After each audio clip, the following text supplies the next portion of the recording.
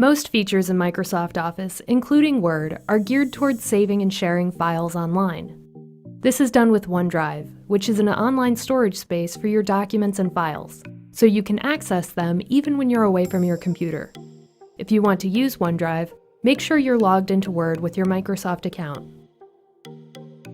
Whether or not you're using OneDrive, in Word, most new projects begin the same way, with creating or opening a new blank document. All you have to do is go to the Backstage view and choose New. If you prefer to start from scratch, go ahead and click the thumbnail that says Blank Document, and you can get straight to work. But you can also start with a template. You'll find them in the very same place in the Backstage view. A template is a file that comes with its own design and sometimes placeholders for your content.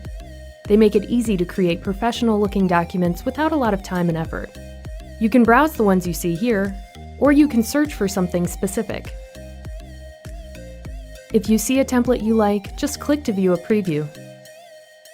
Then click the Create button. Opening an existing document is also very easy. Again, you'll want to go to the Backstage view, but this time, click Open in the left pane. If the document you're looking for is something you've worked on recently, it might be listed under Recent Documents. In fact, you can pin certain documents here, so you always have access to your most frequently used files. All you have to do is move your cursor over the file, then click the Push Pin icon. To unpin it, click the icon again.